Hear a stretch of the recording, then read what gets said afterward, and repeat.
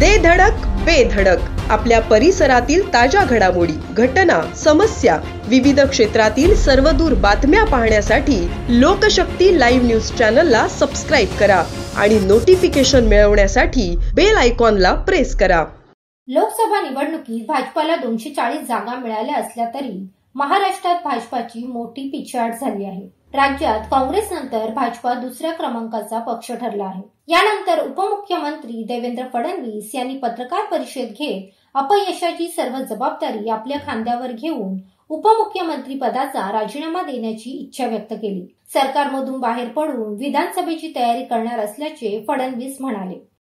शेवटी हे किती स्टॅटिस्टिक्स मी मांडलं असलं तरी जागा कमी आलेल्या आहेत ही फॅक्ट आपल्याला या ठिकाणी मान्य करावी लागेल. आणि एकूणच या निवडणुकीचं नेतृत्व हे एक प्रकारे भारतीय जनता पक्षामध्ये मी करत होतो. त्यामुळे या ठिकाणी जो काही पराभव झाला असेल, ज्या काही जागा कमी आल्या असतील, याची सगळी जबाबदारी ही माझी आहे, ती मी स्वीकारतो. मी हे मान्य करतो की कुठेतरी मी स्वतः याच्यामध्ये कमी पडलेलो आहे आणि ती कमतरता भरून काढण्याचा प्रयत्न पूर्णपणे करणार आहे.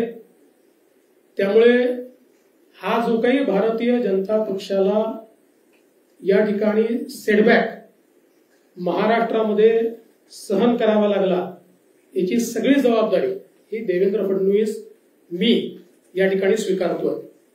आणि मी पक्षाला एक विनंती अजून करणार आहे. अर्थात भारतीय जनता पक्षामध्ये पक्ष सगळे निर्णय करतो की आता मला विधानसभेकरता पूर्ण वेळ त्या ठिकाणी उतरायचा आहे. त्याच्यामुळे मी भारतीय जनता पक्षाच्या शीर्षस्थ नेतृत्वाला ही विनंती करणार आहे की त्यांनी मला सरकारमधनं मोकळं करावं आणि पक्षामध्ये पूर्ण वेळ काम करण्याची त्यांनी संधी द्यावी, जेणेकरून ज्या काही कमतरता राहिल्या आहेत त्या कमतरता पूर्ण करण्याच्या दृष्टीने मला माझा पूर्ण वेळ देता येईल. अर्थात बाहेर राहिलो तरी सरकारमध्ये जे काही आम्हाला करायचं आहे ते आमची टीम करेल, त्यांच्यासोबत मी असणारच आहे. या संदर्भात लवकरच पक्षाच्या वरिष्ठांना मी भेटणार आहे आणि मग त्यांच्या सल्ल्याने ते जे सांगतील त्यानुसार पुढची कारवाई मी करेन. यानंतर आता ठाकरे गटाच्या नेत्या सुषमा अंधारे यांची प्रतिक्रिया समोर आली आहे. त्यांनी देवेंद्र फडणवीस यांच्यावर टीका करताना ते पुन्हा मुख्यमंत्री होणार नसल्याचे अंधारेंनी सांगितले. भाजपाकडून कदाचित देवेंद्र फडणवीस आणि चंद्रशेखर बावनकुळे यांच्यावर कारवाई होऊ शकते. त्याच्या आधी आपण स्वतःहूनच बाहेर पडावे असा प्रयत्न फडणवीस यांच्याकडून होत असल्याचा सनसनाटी आरोप सुषमा अंधारे यांनी केला आहे. देवेंद्र जी एक डिग्निफाइड एग्जिट चाहते हैं.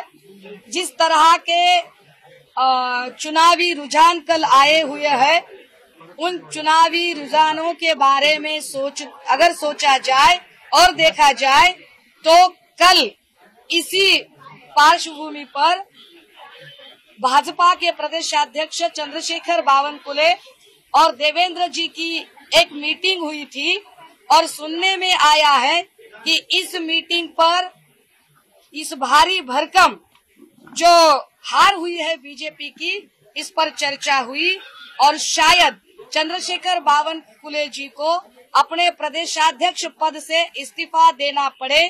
पार्टी चंद्रशेखर बावनकुले और देवेंद्र जी पर कार्रवाई कर सकती है, लेकिन इससे पहले पार्टी कुछ कार्रवाई करे और उसका कुछ निगेटिव इमेज राज्य में पहुंचे, इसके पहले ही देवेंद्र जी एक डिग्निफाइड एग्जिट चाहते हैं और इसीलिए एक प्रोटेक्टिव स्टैंड लेकर मुझे अपनी जिम्मेदारी से मुक्त करा दो, ये उनकी अब दिल्ली जा रहे हैं. मैं कल भी बता रही थी और मैं आज भी बड़ी नम्रता से यह निवेदन करना चाहती हूँ कि जिस तरह से कल की हार हुई है और देवेंद्र जी का चेहरा दिखाया गया था खासकर राज्य स्तर पर, लेकिन वह चेहरा कितनी नकारात्मकता लिए हुए है, यह सब देखते हुए देवेंद्र जी इसके आगे कभी भी मुख्यमंत्री नहीं बन सकते हैं और ना ही मुख्यमंत्री के रूप में बीजेपी उन्हें प्रोजेक्ट कर पाएगी. अगर मुख्यमंत्री के रूप में प्रोजेक्शन के लिए बीजेपी का कोई नया चेहरा आ सकता है तो मुझे ऐसे लगता है कि शायद वह विनोद तावड़े जी का चेहरा होगा। लोकशक्ती लाईव्ह साठी न्यूज ब्युरो मुंबई। अशाच सच्चाई दर्शवणाऱ्या बातम्या पाहण्यासाठी लोकशक्ती लाईव्ह न्यूज चॅनलला लाईक करा, शेअर करा आणि सबस्क्राईब करा।